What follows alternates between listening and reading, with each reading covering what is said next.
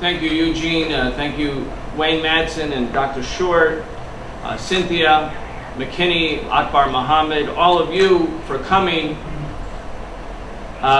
Before I start, though, I think we have a problem, which is, I would say, a good problem.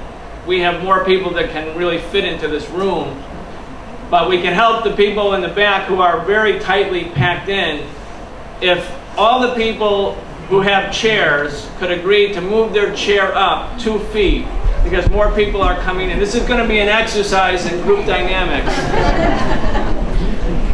Just bring it, if the front row can come almost up to the stage, that would be fine. Oh, sorry. Sorry. Oh, yes, it is. Thanks.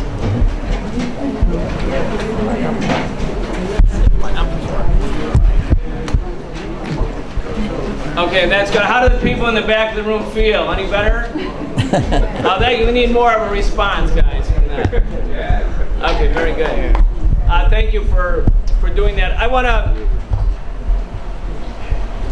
I think the fact that we have such a good turnout tonight is an indication that people are sick and tired of relying on Fox News, CNN, MSNBC, the Washington Post, the Los Angeles Times.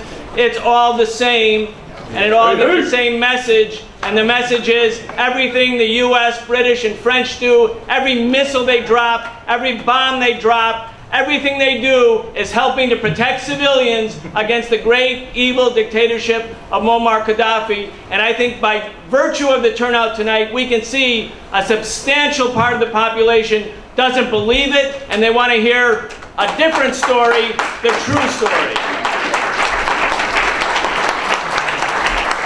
Now, I want to also mention that we are, like all nascent beginning anti-war movements, something of a coalition. And I think that's important. And I want to talk about what it means to be a coalition. It means that we all don't have an identity of views.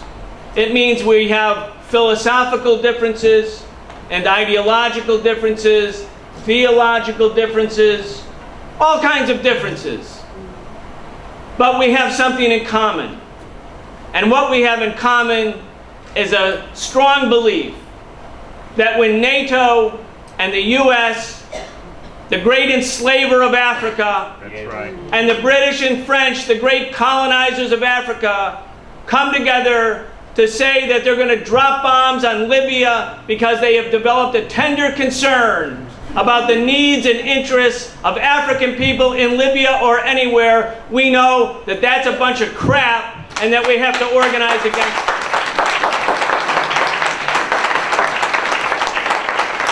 Now, when we've been going around the country, we've been harassed by forces who are aligned with the rebel movement.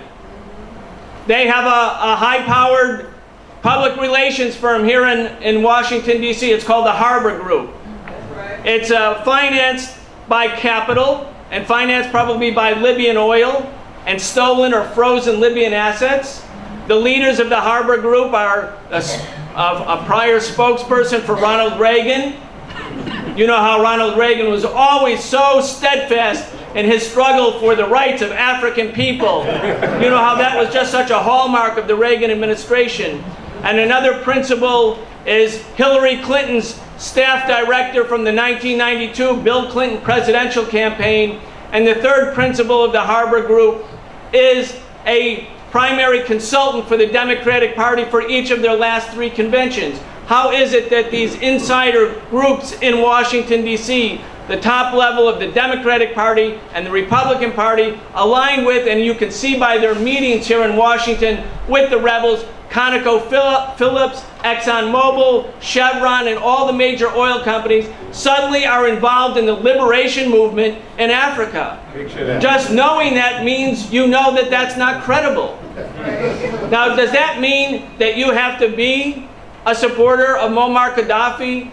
That you have to say that we have a complete identity of views with Gaddafi? Some may, and some may not. That's the coalition. That's what I want to talk about. Some may and some may not. the rebels and their spokesperson in the Harbor Group, they're going around and accusing Cynthia McKinney of being an apologist for the murdering dictator Muammar Gaddafi. That's what they're saying. Because if you stand up against the NATO bombing, somehow you're aligned with and supporting murderous dictators. Yes. In other words, when the imperialists and the colonists bomb Africa, invade Iraq, occupy Afghanistan, their motives are pure. Their motives are good. Their motives are to stop terrorism, or to promote democracy, or to defend freedom, or to protect civilians. But if anybody else stands up against their wars, they become the apologists for evil. That's the process of demonization. Very selective demonization. You demonize the enemy, you dehumanize the enemy. Why? Because it's an objective assessment? No, because you're preparing your population to be acquiesce to any crime committed in their name, with their tax dollars, with the blood of their young people. Commit any crime, but just recognize it's against the devil. That's right. It's against the demon. That's what they say. And we know that that's what they did to Noriega and Panama. Yes. Right. By the way, they did it to Mandela before they decided to stop that in 1988. He was the great demon and terrorist until 1988. Tell the truth. They did it to the Vietnamese. They did it to the Sandinistas. They did it to whoever fought to be free from imperial colonial domination. That's right. So when we, the Answer Coalition, look to Libya, as we looked in Iraq, look in Afghanistan, we make our determination about whether to support or oppose a war, not based necessarily on an identity of views with a particular government or a particular leader. We may or we may not. We didn't oppose the genocidal invasion of Iraq because we were cheerleaders for Saddam Hussein. We were opponents of the war because we knew that that war would kill hundreds of thousands of innocent Iraqis. We knew that the Iraqi people didn't want to live under occupation. We didn't believe that the United States had anything to teach the Iraq, the cauldron and center of civilization, about how to live. We didn't believe any of those things. It didn't mean that we were apologists of Saddam Hussein, but if you listen to the rhetoric of George Bush and the right wing and the pro-war crowd, you say, oh, those are the Saddam Hussein group. Well, no, brothers and sisters. We're here today, and we've been all around the country to say, we're here because the people of the United States need to know one simple message. The bombers of Libya are our real enemies. That's right. And the people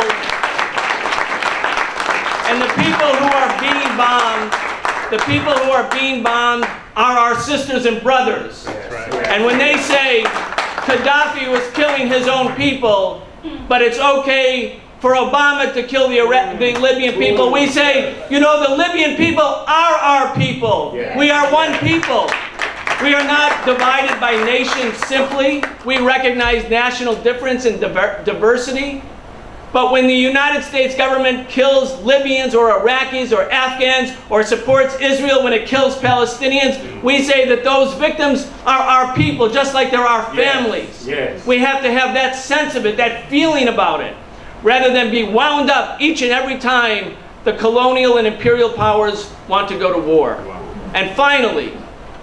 And finally, sisters and brothers, how is it that they can lay off nurses and teachers all over this country, cut school programs, tell us that the country's broke, and yet spend $128 billion a year to occupy Afghanistan, spend $10 million a day to drop bombs on Libyans, but there's no money for teachers or nurses. I mean, how is it that there's limitless resources for war and militarism on behalf of the biggest oil companies and banks? And by the way, it's not their children who are sent to war, it's the children of working class families. How come there's limitless resources for that, but no money for our schools, our housing, our education, our health care?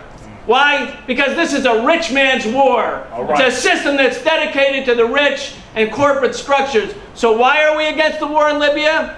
It could be because you're a supporter of Muammar Gaddafi. It could be because You may be a critic of Muammar Gaddafi, but you understand that the real evil here is a system of imperialism that's going into Iraq and Afghanistan and now Libya, not to help the people, not to bring democracy, but to bring more oppression and exploitation. That's why we're here. If we're here on that basis, we can build a kind of coalition that can't be broken apart. We're philosophically different, but we are united, and nothing can break that unity. Let's be out in front of the White House July 9th. Let's be there. Thank you very much.